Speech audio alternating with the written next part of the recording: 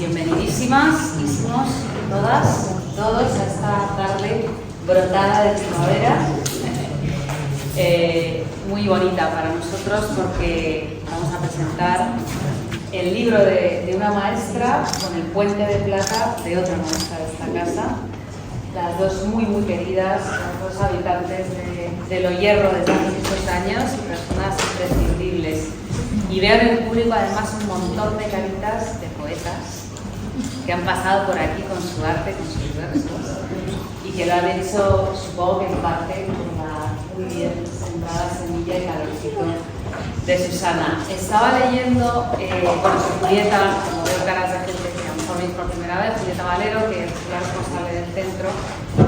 Tengo la suerte de trabajar aquí y de estar rodeada de gente buena y talentosa y generosa, y hoy es como una tarde particularmente eclosionada para todo eso. Estaba leyendo el libro de otra poeta estupenda, que se llama Yaisa Martínez, un libro ilustrado, flores, y leí un poemita muy pequeño ayer que inmediatamente me vino a Susana a la cabeza, que dice: estar abrigada para despojarse libremente, crecer para el vuelo bien arropado, el talento siempre brota del calor justo. Y me pareció que es ella, absolutamente. Que hay que tener muchos talentos juntos, orgánicamente, como una planta que recibe alimentos de diversa índole del sol, es decir, ser una mujer maestra vocacional, una poeta, una lectora, madre, tallerista, una escuchadora profesional y una persona que ama la enseñanza. No sé en qué medida, si tanto antes o después, o más o menos que la palabra, pero ambas cosas en una medida muy fundante, que la han hecho como es, la mujer maravillosa que es. Y es una persona que sabe dar y cuidar ese calorcito, efectivamente, que no es ni insuficiente ni excesivo para que el talento y para que la conexión con la vida de tanta gente pequeña que empieza a vivir brote.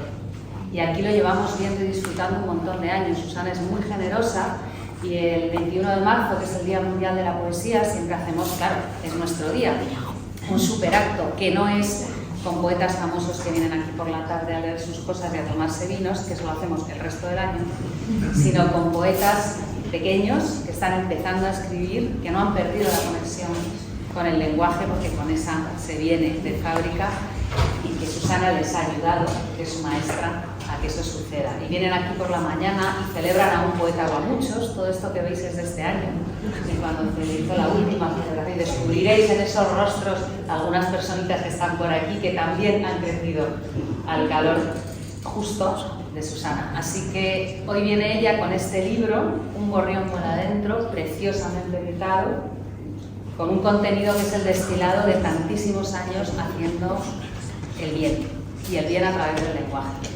Y es un honor y un regalo que hayas querido que sea en esta casa, y es precioso que sea con nuestra otra maestra, Olvido García Valdés, que nada, la presentación, ni micros de diadema, que se ha negado a poner, así que esta tarde tenemos un gorrión volando dentro de esta casa. Bienvenidos.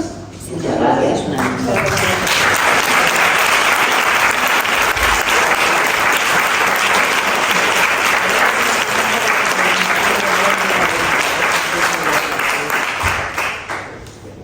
Bueno, buenas tardes. Los viejos rockeros prefieren los micros que no son de corona.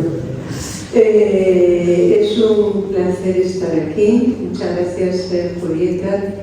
Felicitaciones, Susana, por este libro.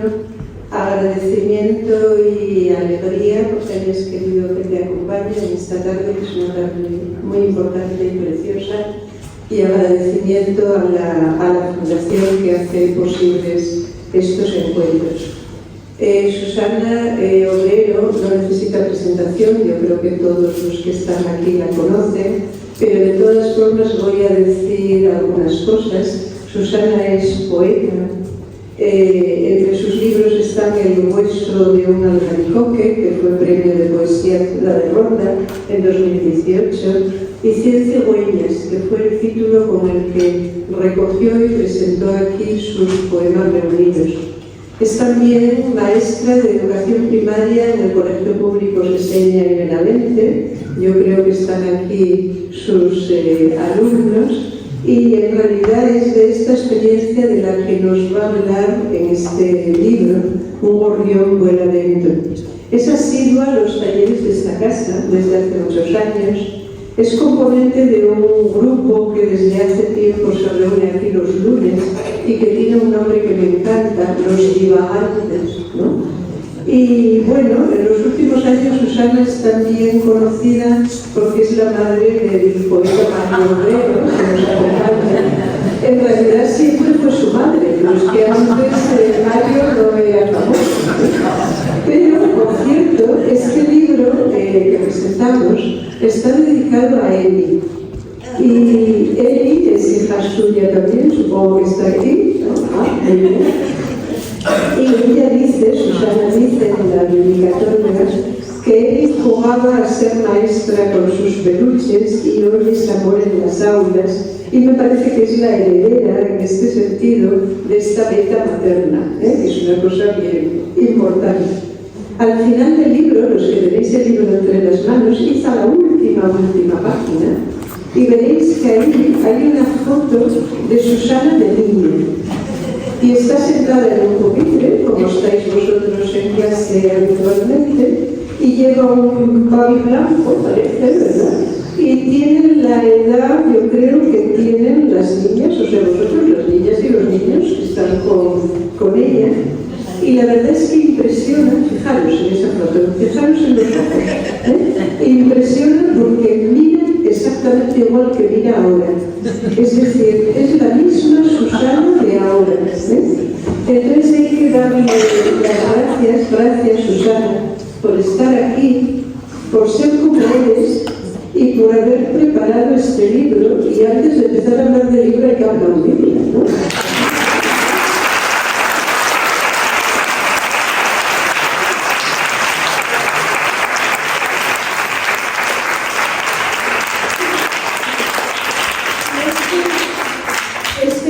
Que parece un libro finito, así como lo tenéis, y lleno de fotos y de dibujos y todo eso, que parecería a lo mejor para quien lo mire deprisa ocurrencias, es en realidad el libro de la vida y la poética pedagógica de Susana Obrero. Y quizá me atrevería yo a decir incluso de la poética sin más de Susana Obrero. El libro tiene, como veréis cuando lo veáis, un lado didáctico y puede servir para que jóvenes maestras y maestros tomen de ahí materiales para las clases, materiales relacionados sobre todo con la poesía. Y puede servirles de orientación, desde luego, pero no son, dice ella en las primeras páginas, no son trucos ni son actividades puntuales que hacer un día al año. Es decir, son materiales que han ido viviendo con ella. Por eso digo una poética pedagógica. Significa que ahí, en ese libro, se recoge la experiencia y el pensamiento de la autora a lo largo de la vida, que ya va siendo larga, ¿no? Y de la transmisión de las enseñanzas, la importancia que para eso puede tener la poesía. Es también el papel de la transmisión sin más. Yo creo que ahí hay mucha reflexión sobre lo que ocurre en las aulas. Yo he sido profesora también toda la vida y muchas veces los profesores no sabemos lo que pasa, pero cuando uno lee este libro se da cuenta de que en esas aulas para vosotras y para vosotros han pasado muchas cosas que probablemente vais a recordar siempre.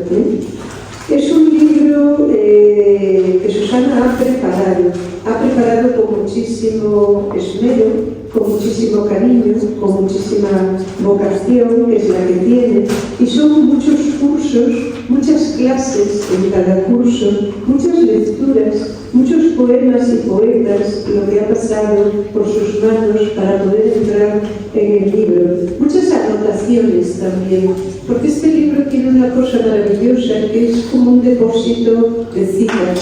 Luego hablaremos de esas citas. Es decir, un depósito de sabiduría, en realidad condensada, de sabiduría poética y sabiduría de la vida, ¿no? Y tiene un modo, el libro transmite un modo muy genuino, muy verdadero de pensar todas estas cuestiones. Empiezo en las primeras páginas, lo veréis, explicándonos el título. Un gorrión vuela dentro. A mí la palabra gorrión, tengo que confesarlo, me interpela siempre. Es decir, yo oigo la palabra gorrión y miro a ver si es por mí, ¿eh? Porque los amigos, 9 amigos escritores, hicimos durante 10 años, entre 1992 y 2002, una revista que se llamaba así, El signo del gorrión. Y Susana titula su libro Un gorrión vuela dentro y explica por qué. ¿Por qué lo has titulado así, Susana? Bueno, pues muchísimas gracias. Estoy feliz como para explotar. Muchísimas gracias a todos por estar aquí, a la Fundación por ser siempre este espacio y esta casa de la poesía que permite que sucedan estas cosas estupendas. A todos los alumnos y exalumnos y familias que os habéis desplazado hasta aquí, que habéis venido, que esta mañana estábamos con los kilómetros, los centímetros, los hectómetros para ir al trabajo y todavía nos miramos y nos sonreímos. Y muchísimas gracias, Olvido, por querer acompañarme en este día que para mí es tan importante, siendo tú una maestra para mí tan importante también de poesía, de vida. Es todo un lujo que estés conmigo en este momento. Cuéntanos lo del título. Voy al título. Olvido García Valdés, la tenemos aquí, es este mural azul. Este año, cuando celebramos el Día de la Poesía, que celebramos en torno a tenía que ver con el mar y los pescadores y en torno a 6 poetas. Es una maravilla porque a 2 de ellos los tenemos aquí presencialmente. Tenemos a Olvido García Valdés con este mural, ese verso, ¿os acordáis? Esa agua es la casa de la nutria, y pensábamos luego, pues si una casa es de agua, ¿cómo serán las paredes de agua, la televisión de agua, qué tal se vive en una casa, el sofá de agua? Y el otro poeta que nos acompaña, que le agradezco mucho que esté aquí, el Obrero, que tenemos por ahí también hablando del mar, y que nos ha hecho unas tarjetas preciosas con un gorrión muy especial, que luego voy a regalar la tarjetita a cada uno para que lo miráis. Bueno, y dicho esto, porque es muy importante, chicas, chicos, esta poeta que nos acompaña hoy aquí, que cuando ellos me preguntan siempre, pero es de los famosos, la que más. Como los 5 rockeros. Entonces es muy bueno esta maravilla que sucede en el aula cuando llevas un libro de Olvido García Valdés y lo abres y les lees que esa agua es la casa de la nutria, y ellos ya tienen los ojos redondos, ya sucede una magia y sucede una comunicación entre una poeta de renombre y un niño que escucha por primera vez ese verso, y eso es asombroso y es muy lindo. Yo llegué a este cole ahora como, a este que estoy ahora, como 11 cursos. Y yo venía de un colegio precioso, también público, también aquí en Getafe, pero un colegio que tenía 2 pasillos estrechos. Era un cole que tenía forma, pues como todos, un poco de cárcel, y tenía el patio central y unos pasillitos estrechos por donde no hubiera volado un gorrión. Y en cambio, cuando llegué a este cole, que es un cole enorme, con edificios enormes, y entonces el cole es un gran rectángulo con un pasillo central enorme y aulas a los lados. Y claro, este pasillo central es todo una autopista. Cuando yo entré en este cole, lo que más me llamó la atención, dije, bueno, por aquí lo bien que se debe correr, cómo se van a girar por este pasillo. Y pues ese año me dieron una clase de primero, unos alumnos de primero, de aquel tiempo, un primero de hace 11 años, donde estaba Claudia, que por ejemplo está por aquí ahora, donde está Noa, que también ha venido por aquí, En ese tiempo, pues si se les caía un diente me lo daban y yo se lo guardaba en un papelito para que luego realmente viniera. Y estando en clase, pues hacía calor, era verano, dejamos la ventana abierta y un gorrión le pareció que era un buen plan entrar en un aula. Yo entiendo que era un gorrión listo porque es un buen plan siempre entrar en un aula. Como también la puerta estaba abierta, pues el gorrión salió volando y a los niños les pareció evidente que había que acompañar en su vuelo el gorrión. Entonces por ese pasillo ancho voló el gorrión, volaban por abajo los niños, volvieron los niños, volvió el gorrión se marchó, pero a mí esa experiencia me pareció como reveladora de qué fácil es que la magia entre en un aula. Que a ver, también hay aquí muchas maestras y maestros que les agradezco mucho que estén y sabemos lo difícil que es en la jornada continua de 9 a 2, las ratios elevadas, toda la dificultad que eso tiene, pero que además de todo eso también entran los gorriones, está la magia y en el aula se vive todo como si todo fuera normal. Entró un gorrión como podía haber entrado un avestruz y lo hubiéramos visto lógico, bien, bueno, ¿qué tal el avestruz? Bien. Entonces, sí me pareció que era un inicio para el libro bueno hablar de cuánto del azar dependemos, de cuánto dependemos de estar mirando o no, de dejar la ventana abierta o cerrarla, de acompañar o no acompañar a esa magia por ese pasillo ancho. Dependemos al final hasta de cómo sean los pasillos por los que transitamos. Entonces, sí, también me parece que el gorrión, pues bueno, yo es una palabra que he usado mucho, durante muchos años ha habido personitas a las que he llamado gorrión, y sí, me parecía que además era como otra iluminación más. Y pues ahí se quedó ese gorrión. Está muy bien. Yo siempre veo a Susana un poco como Sherezade. ¿Os acordáis de Sherezade de las Mil y una Noches? Que es alguien que va a ir emanando relatos maravillosos y a la vez lecciones de belleza y de vida, ¿no? Ahora mismo acaba de ir a la luna, ¿no?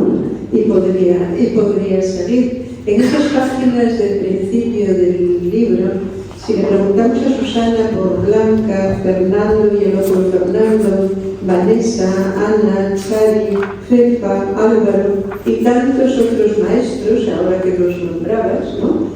Pues nos contarías, seguro que nos contarías una historia detrás de otra y serían historias maravillosas, sobre todo porque muestran hasta qué punto las clases de un colegio público tienen mucho que ver con una común tarea colaborativa de creación entre profesores y alumnos, ¿no?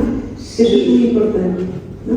Sí, yo creo que todos los maestros, esta es una profesión vocacional, no después de un colegio escondido, entonces nadie está en un colegio si no es porque le gusta la educación, si no busca cualquier otro trabajo y va a estar más cómodo.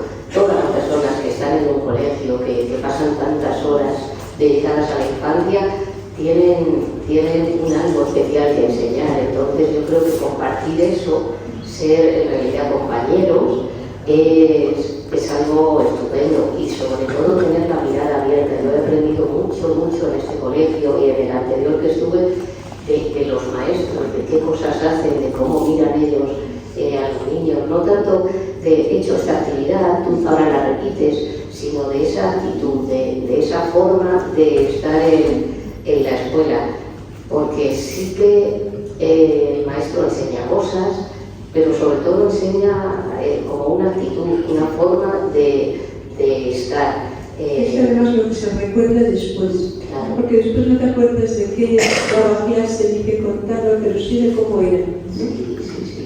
Y estos maestros que nombrabas y otros muchos, que lo que sucede siempre una vez que el libro ha salido, dices, madre mía, no puse a esta, no puse a esta, no puse a Monse, no puse a tantas y a tantas, porque sería una lista enorme, pero sí me parecía, a veces me parece que es un libro sobre todo de agradecer. Yo he querido, ahora ya que bueno, me quedan años de la clase, pero no tantos como me quedaban hace 30, me parece que es un libro de dar las gracias. Entonces sí que quería dar las gracias a todos los maestros que me han acompañado, porque he aprendido muchísimo de ellos, y esas primeras páginas era una forma de agradecimiento. Agradecimiento a todos los niños. Un colegio es un edificio vacío que no tiene ningún valor. Un colegio lo construyen los niños, que cada día entran sonriendo, con sueños, bostezando, con su mochililla. Entonces es gracias a ellos que llenan el aula y que tienen esa capacidad maravillosa de inventar, de leer. Hoy, por ejemplo, en nuestra clase ha sucedido algo maravilloso. Han preparado ellos solos unas actividades, una especie de contario. O sea, ha sido increíble. Se han inventado letras de canciones, han cantado, han hecho parodia de Eurovisión, de cada canción de Eslovenia, han hecho una gimnasia rítmica con unas acrobacias. Solo hay que dejarles hacer, y es verdad que un niño está diseñado para inventar. Entonces es muy agradecido cuando pruebas que hay muchos maestros que atienden a eso, muchos. Es verdad que bueno, como en todas las profesiones, pero yo reconozco mucho más al maestro que trabaja, que está preocupado, o sea, las conversaciones de maestros luego siempre son ¿qué tal está este niño? ¿Lo viste triste el otro día? ¿Qué le pasaba? A mí me parece el material más valioso que tenemos en el planeta. Entonces, un maestro tiene que ser consciente de eso y mirar bien y cuidarlos. Y sí, toda la lista de maestros de comienzo son todos maestros de los que yo he aprendido mucho. Pero entrando ya en la experiencia, digamos, que es el eje y la raíz del libro, que es la centralidad de la poesía. La centralidad de la poesía para el libro y para ti, ¿no? Entonces, ¿eso cómo se ha ido produciendo? Es decir, ¿cómo ha llegado a ser efectivamente el eje central de todo? Eso lo explica ella en un libro maravillosamente bien. Que estamos cambiando los ejes. En el 2020 se presentaba este libro que se llama Confía en la gracia, y tiene una introducción que cuando yo estos días, como me iba a acompañar y la miro tanto, me parecía que deberían estar todas las respuestas a lo que ella me va a preguntar ya en sus libros. Claro, ya me pregunta ahora por qué la poesía es algo central, la poesía, los poemas, y ya comienza ese libro hablando, diciendo que un libro de poemas o de poesía son estos poemas mecanismos verbales complejos atravesados por la vida y depurados por su propia materia y por el tiempo. En ellos cabe todo, pero no todo queda. Esa es la idea central de una poesía que atraviesa la vida, atraviesa el tiempo, atraviesa el espacio. No está todo, pero queda bastante. Sí, pero es un recorrido, y tú has hecho ese recorrido y has fundido en una sola cosa lo propio, es decir, lo propio tuyo como poeta, de lo propio tuyo como maestra. Entonces, la centralidad de la poesía, digamos que ha resultado para todo. ¿Y eso ha sido así de claro desde el principio o ha sido un proceso? Yo creo que siempre, claro, yo me he sentido poeta siempre. Entonces, cuando entraba a un aula y un niño dibujaba un dragón y yo veía esa maravilla, para mí eso ya tenía múltiples lecturas, múltiples significados. Para mí eso ya estaba cargado de intensidad. Cualquier cosa que dijeran, quiero decir, me resultaba muy fácil llevar poemas a la clase, llevar versos. Nunca he pensado que hubiera poetas infantiles y poetas de adultos. Sí, me parece que dependiendo de qué edad tengan los alumnos, sí que tiene que haber unas expresiones que ellos comprendan. Pero es que ellos comprenden esas expresiones en las que no estamos ahí en la casa es azul, sino que ellos comprenden perfectamente pues en una gota de agua buscaba su contenido. Entonces, siempre que hemos arrancado con historias, con cuentos, da igual, en artística, la poesía aparecía sola. Y a mí me daba la sensación de que les enriquecía, de que les gustaba, de que les hacía crecer. Entonces, era un poco el no cortar esa imaginación, esos mundos maravillosos que ellos tienen en la cabeza. Y yo no lo he sentido como algo que yo haya forzado, sino como que pues igual que hay poetas, o sea, que hay maestras biólogas, hemos tenido en nuestro cole una maestra maravillosa y todo el tiempo su clase pues era un terrario, un criar animales, un mirar células, un microscopio. Pues si te toca la poeta, pues habrá muchos libritos de estos y habrá poemas y las actividades que haremos tendrán que ver con eso. Sí, yo creo que he ido integrando a lo mejor hace años yo no era tan consciente y cuando sí que empecé a pensar, pues igual todo este material era interesante y entonces ya sí que como que me puse a pensarlo más, pero en este libro de actividades pues hechas el año pasado, los bichos palos que tuvimos en la clase, los barcos, toda esta primera fila que eran alumnos del año pasado y luego hay actividades de hace mucho, de aquel primero de primaria de mis chicas que tengo por allí al fondo, o sea que luego durante años y hay como una conciencia mayor cada vez del uso, ¿no? Y cómo funciona. Sí.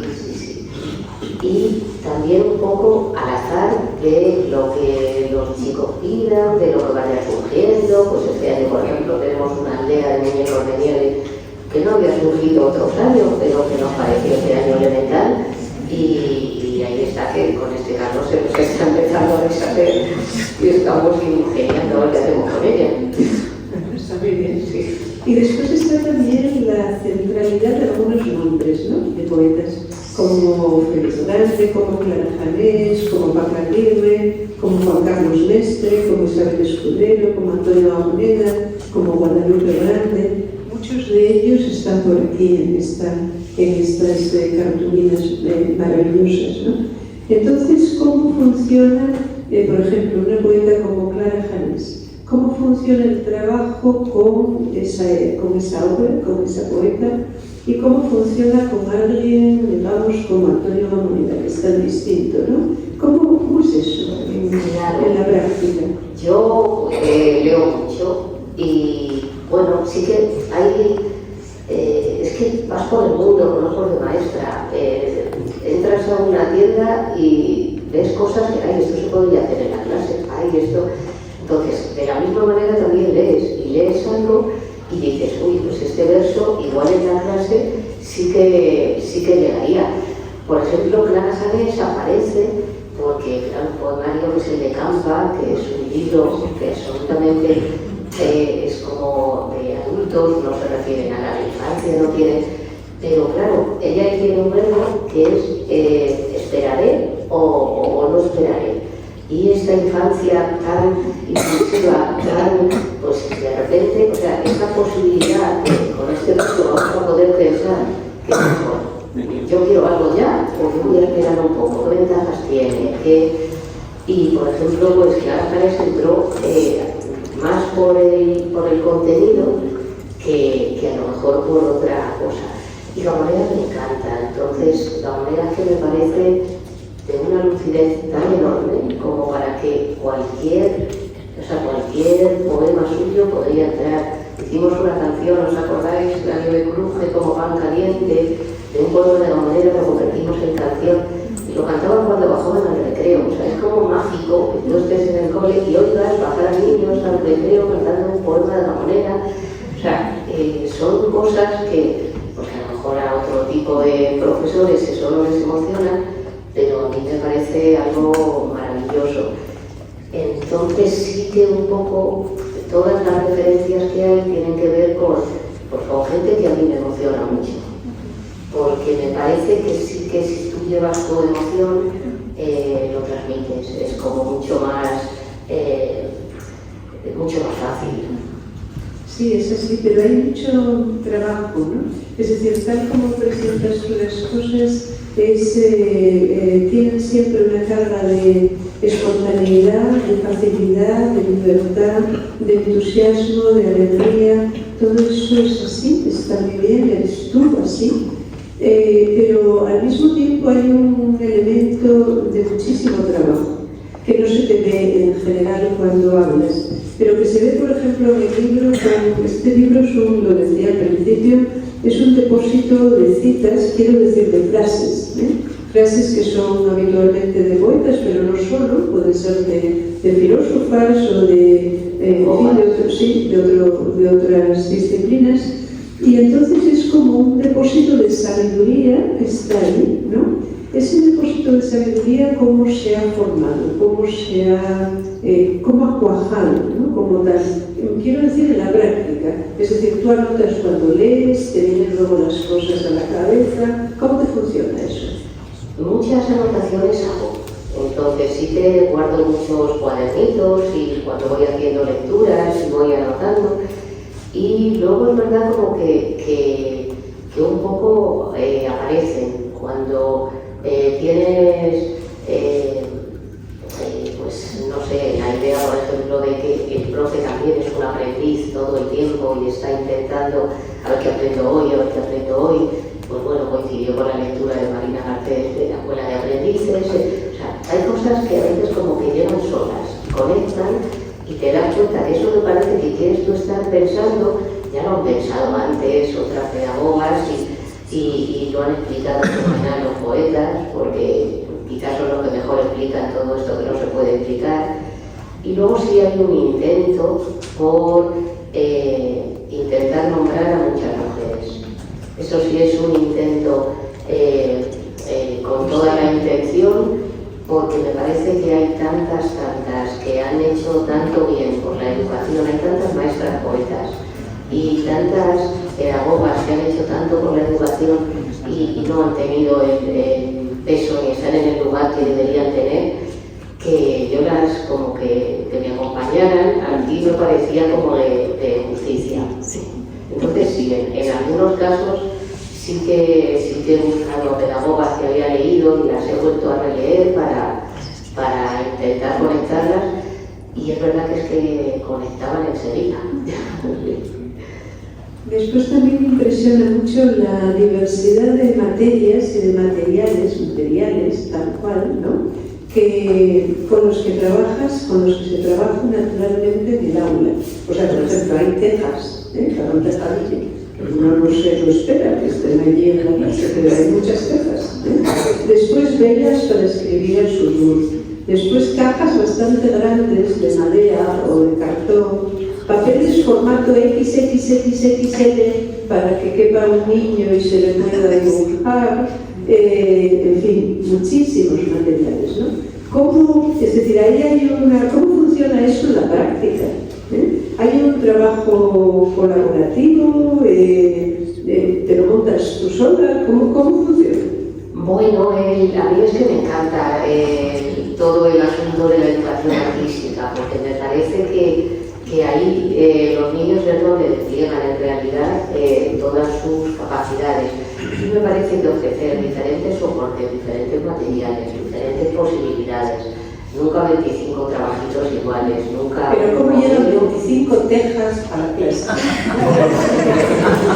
Pues lo que te decía, no siempre conozco de maestra, y entonces vas por ahí, miras en un sitio, sí tiene tejas, y me podría vender 25 de esas, y luego también mucha colaboración de familias. Por ejemplo, estas 25, pues fue la mamá de Ainhoa la que me dijo, porque hay un sitio que he encontrado que las vende, pues una mamá se ofreció, y puedo ir a por ella, yo, pues fenomenal. Si no, pues es verdad que yo tengo una familia maravillosa que me acompaña en estas locuras. Entonces, vamos a coger piñas, y todos vienen conmigo a coger piñas, llenamos el maletero del coche de piñas y llegan las piñas al colegio. El entusiasmo se contagia.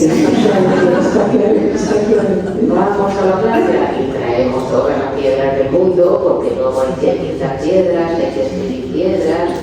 ¿Os acordáis ese poema maravilloso de todas las piedras se vuelven transparentes?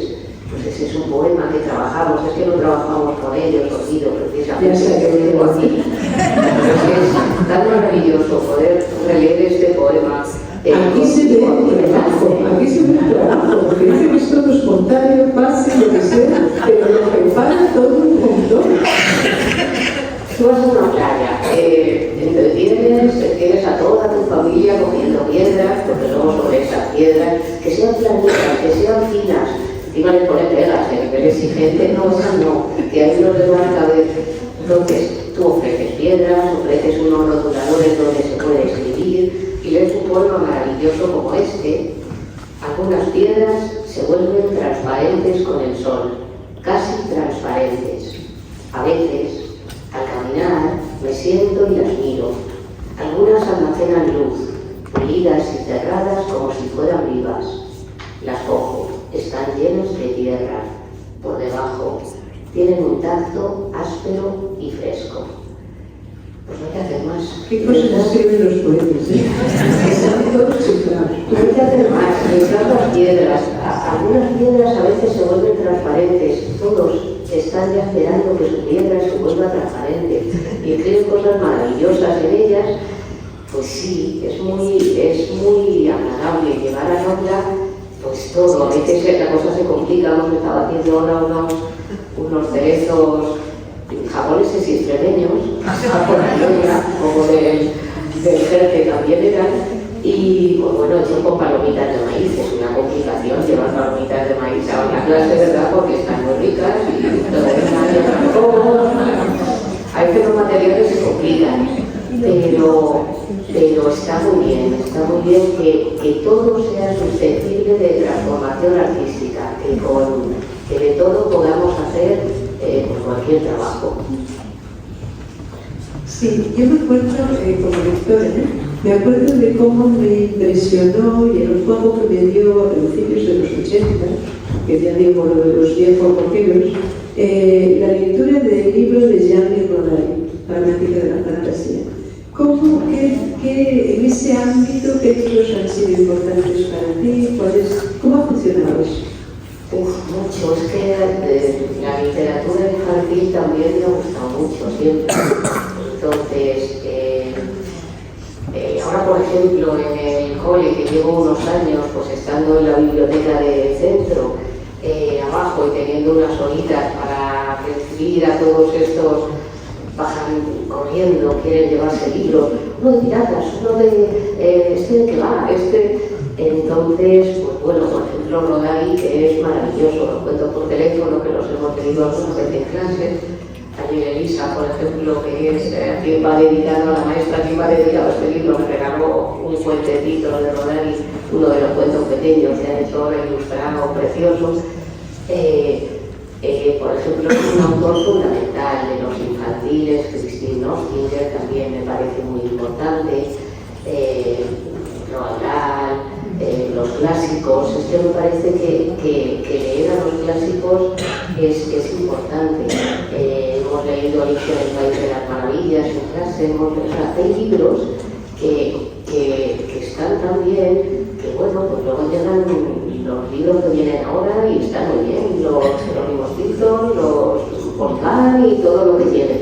Pero esos clásicos, esos libros siguen siendo maravillosos y siguen funcionando muy bien en el aula. Y luego, a mí es que me parece que también de la lectura de la poesía hay mucha poesía que tiene mucha carga de pensamiento, de filosofía, la de muchos de los que me gustan, y me parece que leer poesía ya estás leyendo también todo un corpus de pensamiento que acompaña eso. Es muy importante esto para ver la dimensión del libro. Es decir, el libro que parece tan, lo decía antes, ¿no? Un libro, es finito, mucho dibujo, no tiene tanto texto, sin embargo tiene una densidad de trabajo, de reflexión, de vida, de acumulación detrás, que es muy, verdaderamente muy impresionante. Y por otra parte, sin embargo, yo creo que todo el libro y toda la experiencia de la que estás hablando sale de algo muy sencillo, que es el juego. La clave yo creo que es el juego, ¿no? Y entonces, por ejemplo, en el taller nuestro, nosotros hace un par de años, o hace 3 ya, trabajamos mucho sobre Winnicott, ese libro que es Juego en realidad, ¿no? Winnicott en realidad era un psiquiatra infantil dedicado a los niños y psicoanalista inglés importantísimo, que hizo girar todo su trabajo alrededor de la noción de juego, y del juego de los niños. Él trabajaba con niños, los observaba mucho, y en realidad él se fijaba en esa absorción que tiene el juego cuando un niño juega. Un niño está jugando y está completamente absorbido en el juego. Hay como una especie de lo que llamaríamos los mayores, como una imagen de preocupación. Está ahí metido, está completamente absorbido, ¿no?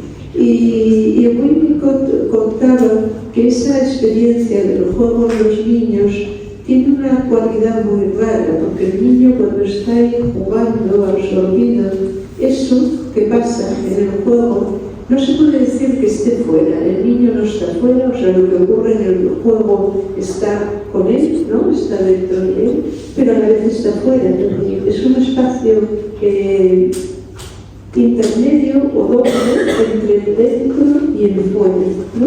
Y esa idea es la misma que está en el arte, que está en la poesía también, es decir, a la vez exterior e interior, ¿no? Este asunto del juego, ¿cómo lo manejas? ¿Cómo lo trabajas tú?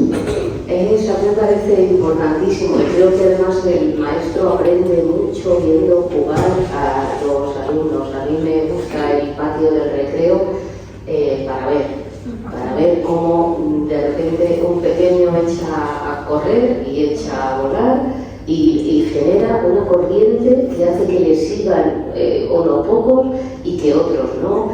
Al principio del libro hay un poco también una especie de pequeño comentario sobre todo lo que sucede en un recreo. En un recreo hay peluquerías, hay tiendas, se abren negocios, se cierran negocios, hay pleitos, hay juicios, toda esa magia, toda esa capacidad de generar ideas, que parece que luego ya toda la sirena y hay que subir y ya como que todo eso se pierde. Y es muy rica esa posibilidad. A mí me parece que la parte de la educación artística y la parte de la expresión escrita y la expresión oral puede todavía recuperar algo de eso. Y entonces ahí podemos todavía manejarnos como cuando estamos en el juego. Vamos a inventar algo que sea divertido, vamos a imaginar que somos ese muñeco de la aldea y vamos a escribir, entonces siempre propuestas. Al principio cuando no te conocen con las propuestas te miran como diciendo esta mujer que dice hoy, pero bueno, cuando luego ya van viendo en qué consiste, pues sí, claro, es estupendo. A ellos, yo lo llevo comprobando muchos años, les gusta escriben historias estupendas. La mayor parte de las historias que están en los cuadernos son mejores que las historias que están en los libros, con mucha diferencia. Entonces, bueno, la del libro se puede leer y en muchos casos nos va a servir para inventar la propia y para a partir de ahí ser capaces de inventar lo nuestro. Es maravilloso estar en una clase, proponer que escriban de lo que quieran y preguntar quién lo quiere leer y que levanten la mano 25. Entonces ya hemos triunfado, ya da igual que la B y la V, pues ya llegará la H. Cuando tengáis esta edad todos escribiréis bien por 3 tildes, sabréis dividir por 3 cifras, pero nunca van a tener esa edad y esos ojos y ese momento y esa conexión con lo que yo escribo y lo que yo imagino como la tienen ahora. La infancia me parece maravillosa, asombrosa, o sea, me parece una profesión esta nuestra que nos permite estar rodeados de niños tantas horas, algo como mágico.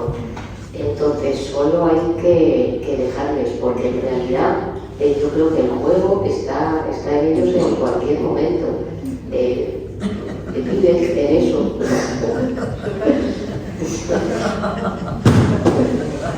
Sí, ahí me entra, fíjate, es quizá la única duda que tengo yo con este libro y en relación, vamos a ver si sé explicarlo, en relación con el peso precisamente de lo lúdico y de lo divertido.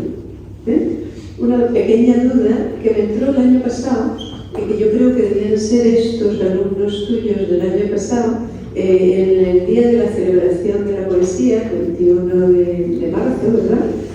Yo no pude estar aquí, pero nos enviaste el vídeo de lo que había pasado aquí el año pasado.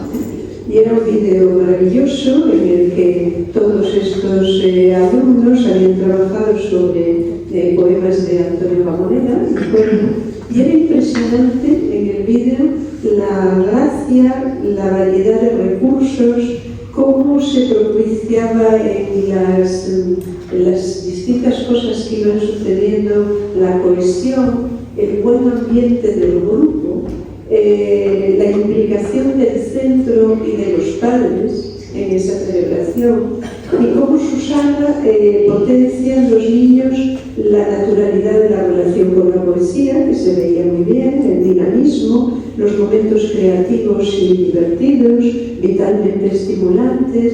Todo eso era impresionante, me impresionó cuando te lo dije, no sé si te lo dije, pero si no te lo dije lo pensé, y me impresionó profundamente. Y quizá la única duda que me entró entonces, y que en realidad por eso te la planteo ahora a propósito del libro, es si a esa edad, que son ¿cuántos años? 7, 8, 9, los que sean, no tengo ni idea porque desde esta altura de la edad no se distingue nada, ¿no? Si a esa edad se puede generar un momento para ir hacia adentro, es decir, para la vida interior solitaria, para el sentimiento de soledad, de en cierto modo de penumbra, de oscuridad, que también forma parte natural de la poesía. ¿Eso qué pasa con ello? Pues sobre la primera parte, o sea, es mucho más sencillo de responder. Siempre que hemos preparado aquí para el Día de la Poesía a diferentes edades, porque, por ejemplo, Noa y Claudia vinieron con 6 años a hacerle un homenaje a Lorca y con 7 años a hacérselo a Gloria Fuertes. Y es un poco, da igual el poeta, porque tú ajustas a la edad de los niños, a sus intereses, entonces el montaje es verdad que es muy interesante porque desde que empezamos y nadie sabe qué va a pasar hasta que luego venimos y ya termina, y hay mucha reflexión y lo pensamos y qué pasó. Pensabais al principio que íbamos a ser capaces de esto, cómo va creciendo, pues ahora esto lo convertimos en canción, pues ahora teatralizar eso que estamos inventando, y pues bueno, tiene todas las ventajas que tiene el teatro. Pues trabajamos en equipo, vamos todos juntos, todos nos ayudamos, todos queremos que salga bien. Esa parte está muy importante. Pero para llegar es muy impresionante hasta qué punto se logra. Sí, pero para llegar a esa parte, cada uno de ellos escribe mucho. Y para llegar a esa parte, cada uno de ellos, hoy hemos estado empezando ya a encuadernar, cada uno de ellos acaba el curso con un libro de poesía, que lo estamos empezando a encuadernar y se lo llevan a casa. Y tienen un poemario en el que, por ejemplo, elegir el título es necesario releerte entero para saber qué verso es ese que te va a definir o que no te va a definir. Entonces yo quiero pensar que en ese siguiente proceso, en ese proceso pues al principio todo es muy espontáneo, pero según vamos profundizando, pues ya primero escribes esto, ahora lo vas a corregir, ahora aquí vas a seleccionar qué es lo que realmente sí te piensas. Hay mucho de su vida mezclada, hay mucha realidad cruzada en esa poesía. Entonces yo sí que creo que un poco también les ayuda a pensarse en ese momento de la vida, de pues ahora tengo 9 años, subo del recreo y pues bueno, pues puede uno poner a aprender cualquier cosa, o se puede uno poner a pensar por qué ayer escribí esto. Hablamos mucho en clase, y me parece que eso está bien, que la expresión oral también hay que trabajarla, y hablamos mucho de por qué has escrito esto, qué piensas que quiere decir esto que ha escrito el compañero, se leen, se cruzan los poemas. En ese trabajo yo sí que creo que ellos crecen. De hecho, es muy curioso cuando alguien lee en la clase un poema y los comentarios, qué es lo que más nos ha gustado, y van con su dardo a buscar esa palabra que es que el otro día también y hay un crecimiento del mundo interior, diríamos, ¿no? Sí. Entonces, sí, en esa parte de ser autores de su propio poemario cada curso, yo creo que sí, que incluso en leerse ellos, lo que ellos escribieron al principio, cuando ahora han recibido el libro, era como, yo no me acordaba de estos poemas al principio del curso. Cuando vean el libro, muchos, pues hay aquí fragmentos y poemas que han escrito ellos, y seguramente cuando ahora lo vean, lo recibes casi como nuevo. Y sí, yo creo que sí, que esta cosa que tiene la poesía de explicar lo que no se puede explicar, de ampliar significados, a esta edad es maravilloso pensar que los mensajes no son sencillos, que todo lo que nos digan, que todo, pues, las onomatopeyas están cargadas de sentido y de mensaje. Entonces, yo creo que con la poesía todo eso también amplía por dentro. Bueno, por ir acabando, porque con selección ella se sabe que no se acaba. O sea, las 9 de la noche se nos acaban la vida.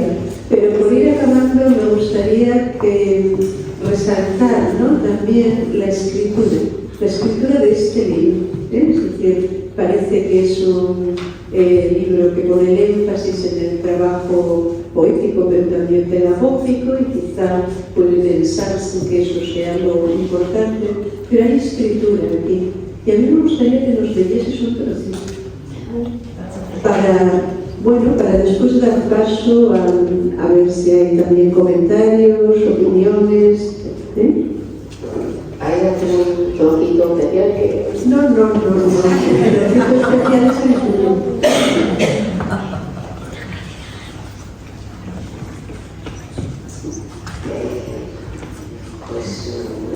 No había pensado en ese caso es cualquiera. De qué parte leer. Luego sí que leo un poquito del final, que es como muy interesante.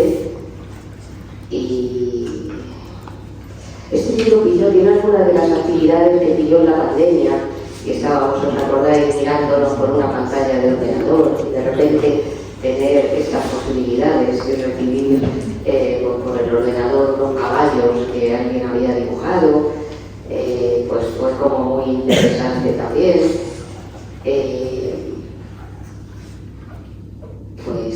El azar es muy bueno, ¿eh? El azar,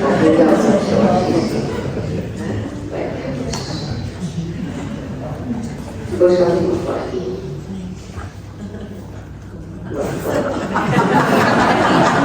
El azar se puede dirigir, porque va a hacer caso a pies juntillos. Con Guadalupe grande su llave de niebla. Hay mañanas en que el sol no tiene ganas de salir. Se me han llenado los ojos de nubes y aparece la niebla caminando por las calles, llenando el aire de incógnitas. La niebla lo guarda todo como en una cajita de algodones. En uno de esos días en los que mirando por la ventana sentimos que el colegio es un barco enorme, abrimos las ventanas para que las nubes entren y recordamos a la poeta Guadalupe Grande. En su libro La llave de niebla escribió: hablo a borbotones, como si tuviera una llave de niebla atravesada en la garganta. Y como nos encanta imaginar misterios, nos hemos puesto a pensar qué se puede abrir con una llave de niebla. Y pues hay aquí de los poetas que escribieron que se podía abrir con una llave de niebla. Por ejemplo, Salma, que está ahí, Dijo que una llave de niebla abre sin hacer ruido la puerta que esconde un bosque dormido. Y, por ejemplo, esa presencia de los niños con lo que dicen es extraordinaria. Pues otros poetas de esa clase decían: una llave de niebla abre el jarrón y la tempestad. Una llave de niebla abre la puerta del hotel Paraísos. Una llave de niebla puede abrir un camino de hojas verdes. O una llave de niebla, Andrea, puede abrir la letra Z. Entonces, solo hace falta mirar por la ventana, ver que hace niebla, darle un poquito de magia, sacar un verso.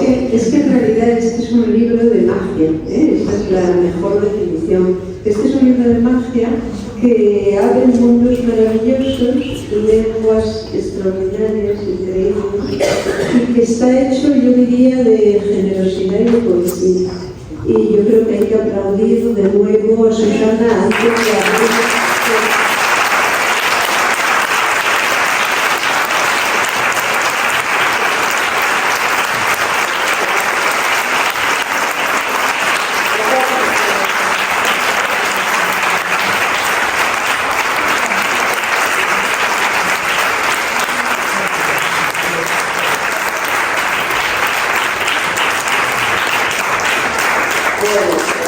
Antes de abrir, yo creo, al público, si hay algún comentario, pregunta o... Seguro que tenéis algo sobre contar. Hemos hablado mucho los mayores y esta sala está llena de niños y eso es maravilloso. Algo se os ocurre, os han traído recuerdos, los que ya no sois alumnos este año, las que sí que sois este año, estamos en ello ahora mismo. Los papás, las mamás... Sí, eso lo he comentado y aprovecho para agradecer también, porque hay una muy buena recepción por parte de las familias siempre. Eso se veía en aquel vídeo de... Sí, y yo lo valoro muchísimo porque para mí esta es una forma muy buena de manejar la educación y ampliar. Pero es verdad que las familias también lo entiendan así, ayuda mucho a potenciarlo, porque los niños saben que escriben cosas, que llegan a casa, que las leen, que les van a interesar, que vuelven. Entonces, esa recepción por parte de las familias es fundamental para que este trabajo en realidad crezca. O sea que sí, muchísimas gracias. Algo que queráis decir, preguntar, que también como deberes decirlo. Este micro de los vampiros es perfecto para eso. ¿Queremos alguna cosita? No somos niños. Bueno, queríamos agradecer muchísimo a Susana, que es una puerta infinita, que esté aquí, que lo siga haciendo. No. Sí. Vale. Y a ti, Olvido, que hayas sido, siempre nos pones con una apertura en la mirada para ver lo que hay. Bueno, es saber multiplicar lo que está delante, que no es tan fácil, que te agradecemos un montón. Y nos ha soplado un gorrioncillo queridísimo en esta casa también. Yo no me empiezo a apurar, porque ayer fue tu cumple. En el léxico familiar es importante el gorrión, de la cotorra, incluso en un diminutivo muy propio, la cultura de Susana, en la cotorrita. Ayer una maestra civil, como la abuela Carmen, el 3 de junio, hace muy poquitos años, tenía una hija que precisamente es un rubí, es una joya, es una maestra que ha salido mirar el mundo con ojos de niña, de alumna, de maestra, en esa confusión, y Susana, que tanto nos celebra a las hijas, a las alumnas, a los alumnos, a las poetas, pues que mejor que celebrarle a ella el cumpleaños.